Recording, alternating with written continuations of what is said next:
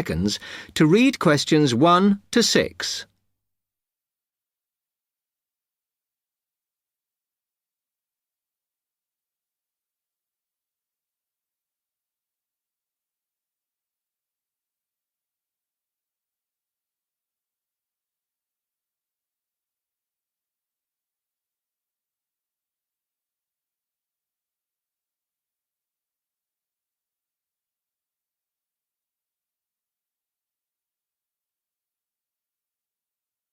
Hi, can I help you? Yeah, I hope so. This is the first time I've been down to the Union. I'm a new international student, and I just wondered what to do. Oh, right.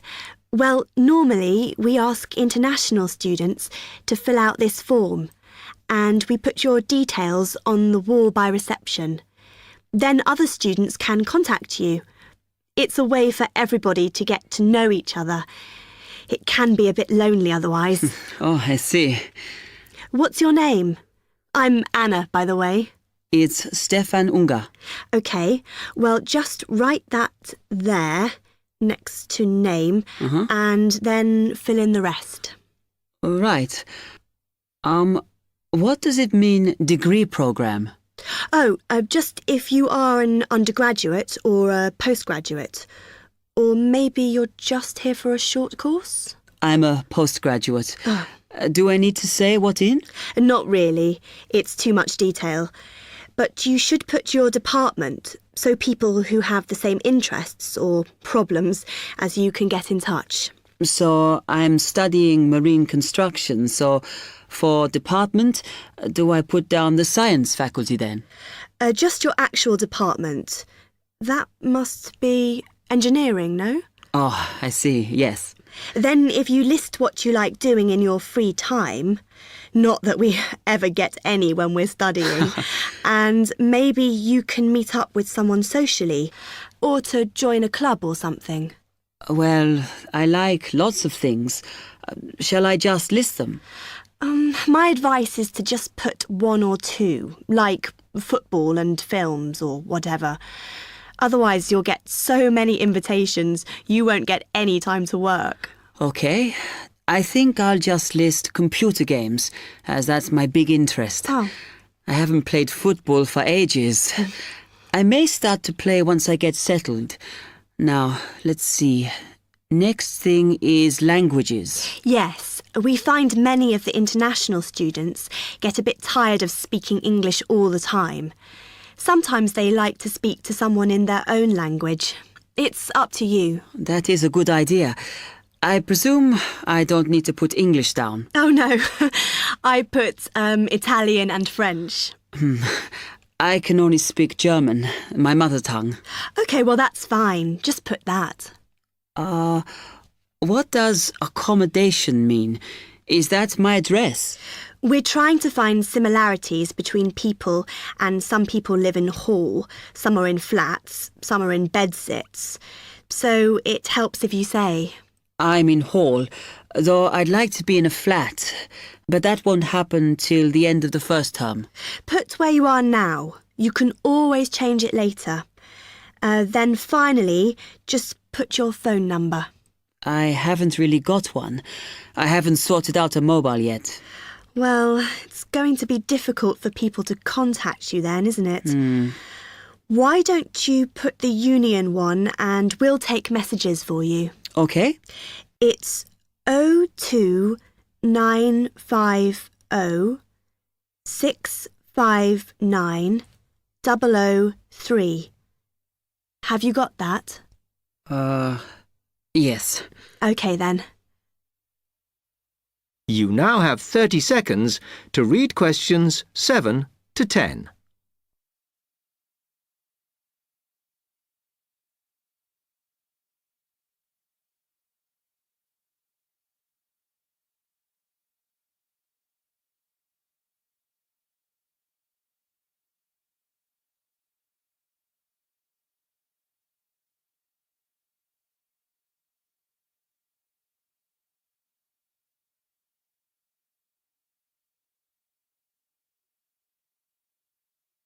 Oh, I had a couple more questions about the services you've got here.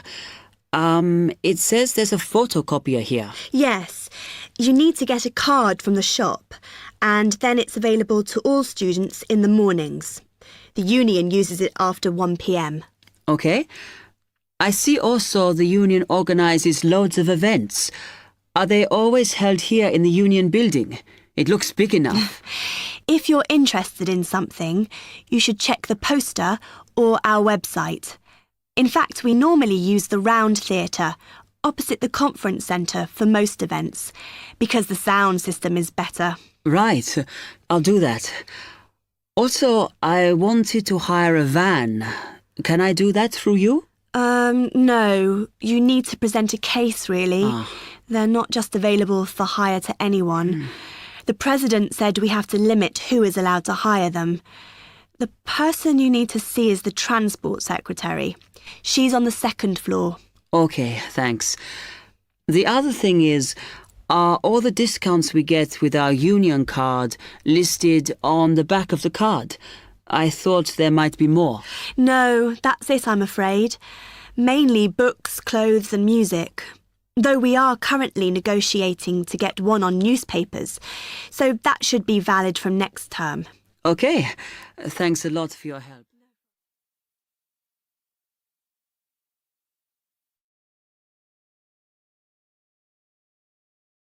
That is the end of part 1. You now have half a minute to check your answers.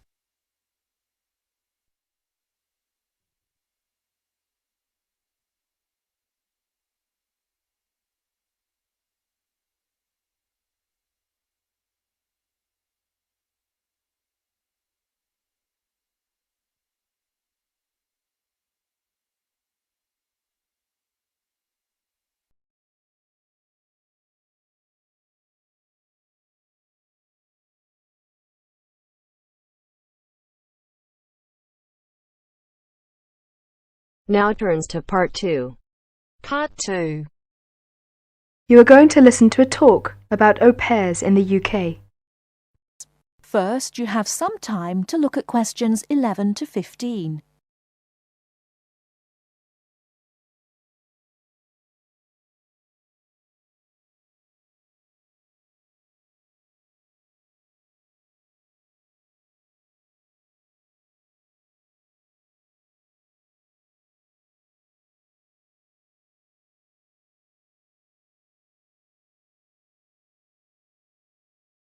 Now, listen carefully and answer questions 11 to 15. What is an au pair? An au pair is a single girl without any dependents who comes to the UK to learn English and to live as part of an English-speaking family. She is not a domestic servant, but may help in the house for up to 5 hours a day for pocket money. Suitable tasks would be light housework and taking care of children. She should have 1 day each week completely free, and she should be free to attend language classes and religious services if she wishes. Pocket money should be between £15 and £20 per week, and she should have her own room. Before she arrives, she should have as much information as possible about the home she is going to and what she will be expected to do. She will find it helpful to have a letter from her hostess explaining the arrangements to show the immigration officer when she arrives.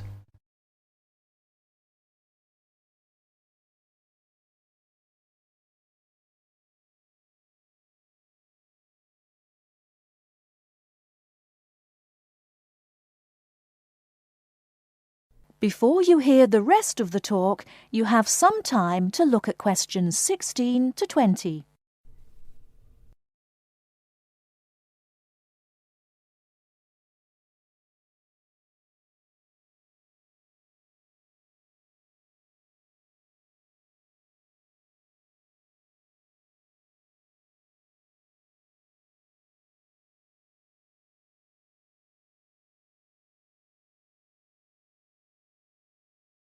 Now listen and answer questions 16 to 20. An au pair must be a single girl aged at least 17 and no older than 27 when she first becomes an au pair. She must be a national of a Western European country, which includes Malta, Cyprus, and Turkey. The longest a girl may stay in the UK as an au pair is 2 years. A girl who has been in the UK before as an au pair will be allowed to come to the UK again as an au pair only if the total period is not more than 2 years. An au pair is not allowed to take a job in this country. The light household duties which are part of the au pair arrangement are not regarded as employment.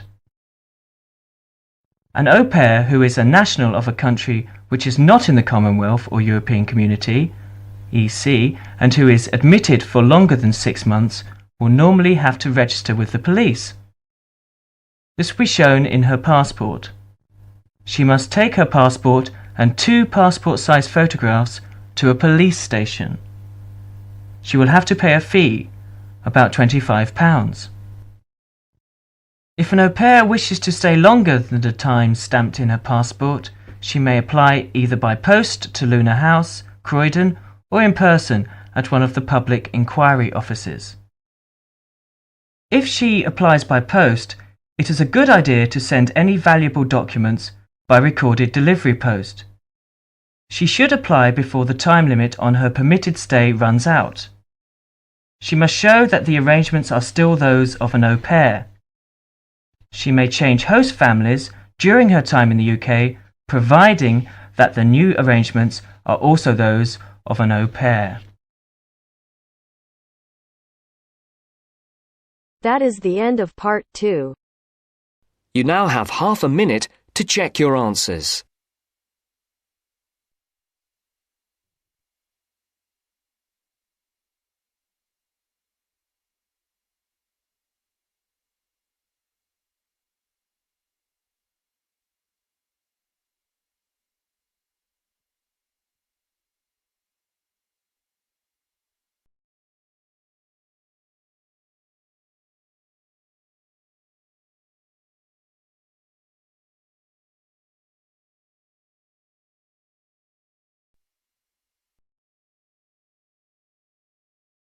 Now turns to part 3.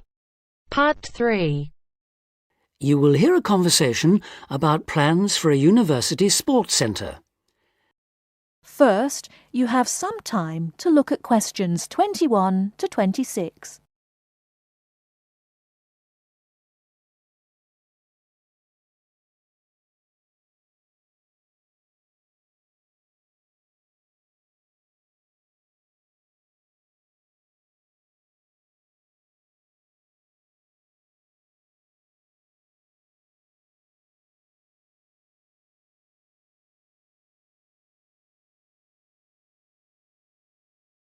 Now listen carefully and answer questions 21 to 26.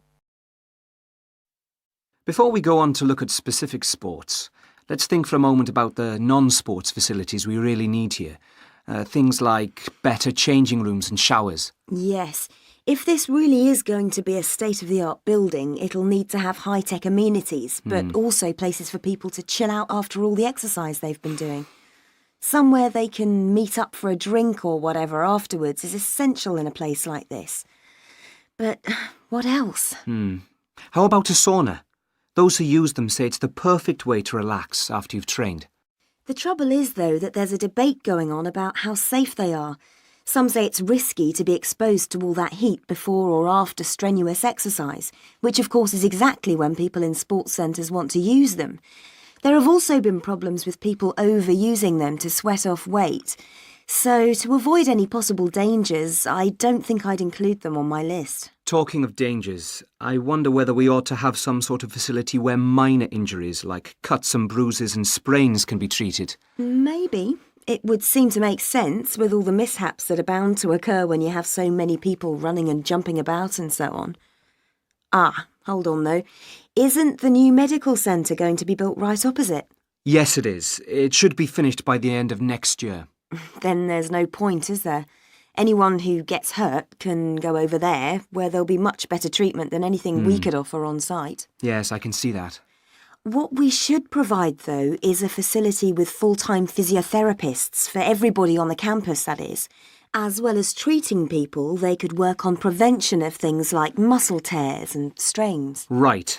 And something else the new place ought to have, also as a way of preventing injuries, is somewhere to test just how fit people are before they start lifting weights or running long distances and so on. Yes, I was going to suggest that. When I was at the Newport Centre, they put me on a static bike to check out my cardiovascular system.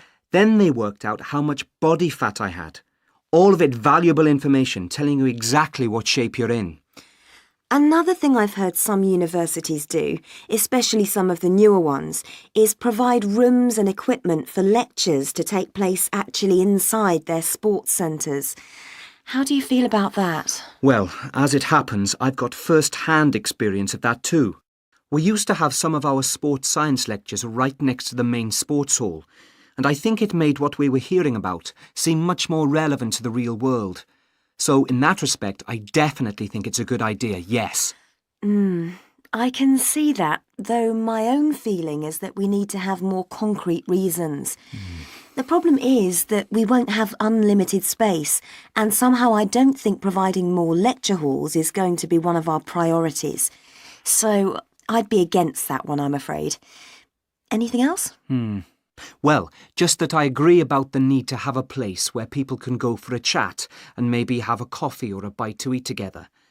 That was something I always thought was one of the strong points of the centre in London. It was a great place to find out about new activities from the people who actually did them.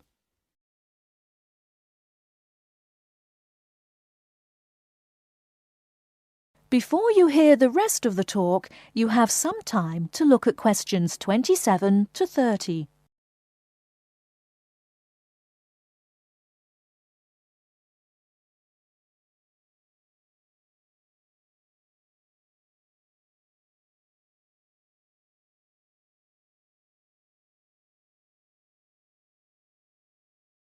Now listen and answer questions 27 to 30.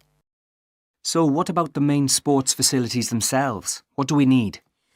Well, we don't need a rugby pitch because there's already one on the campus. The same's true of table tennis, really.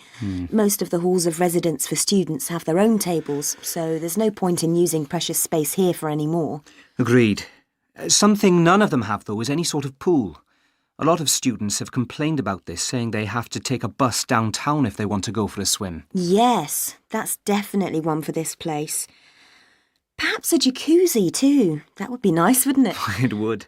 Perhaps next to the squash courts, just down there to the right. They are very popular, by the way.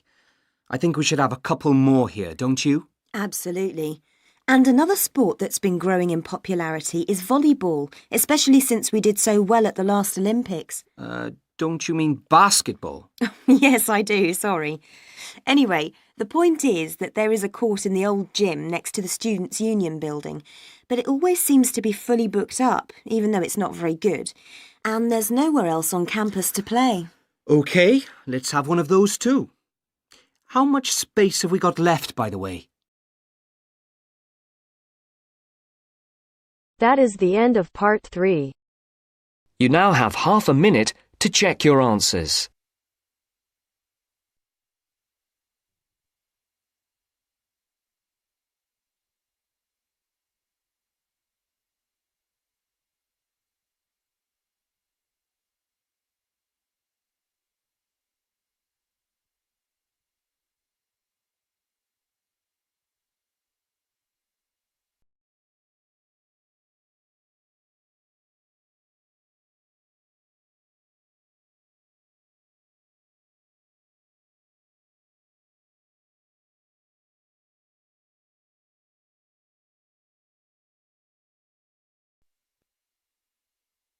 Now turns to part 4. Part 4. You will hear a lecturer talking about the importance of laughter. First, you have some time to look at questions 31 to 40 on page 131.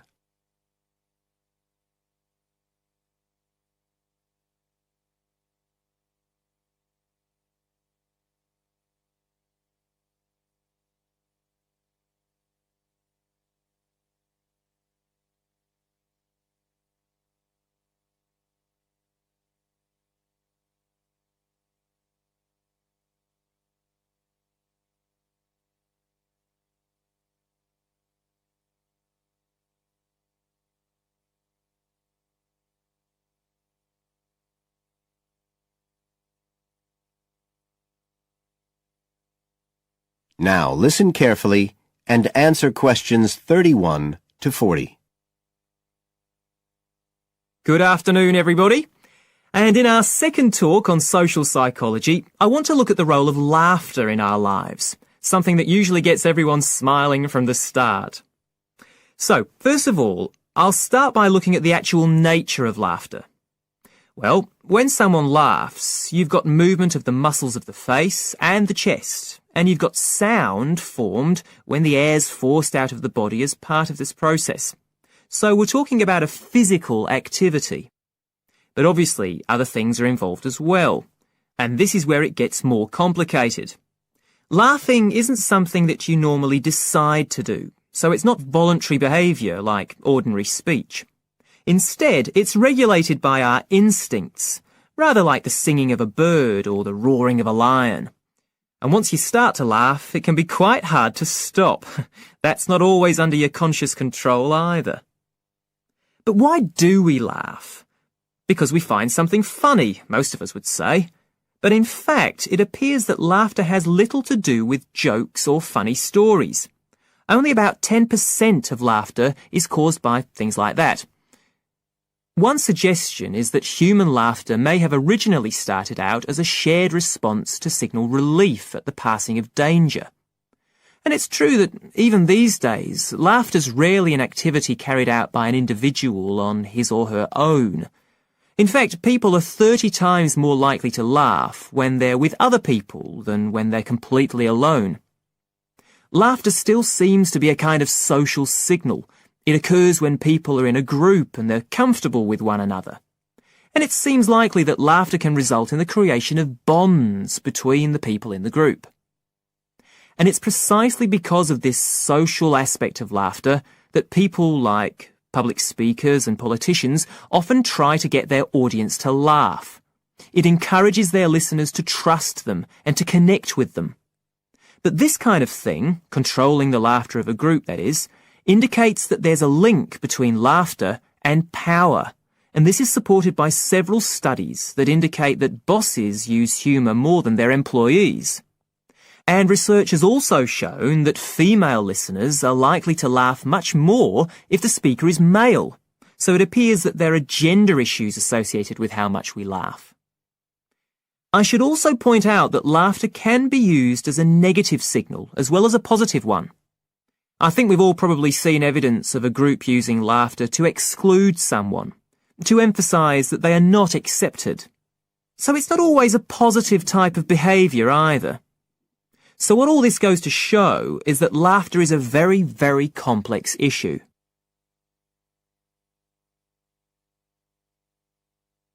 It does appear, however, that laughter has definite benefits. If we look first at the psychological aspects, we know that people often tend to store negative emotions such as anger, sadness and fear, rather than expressing them.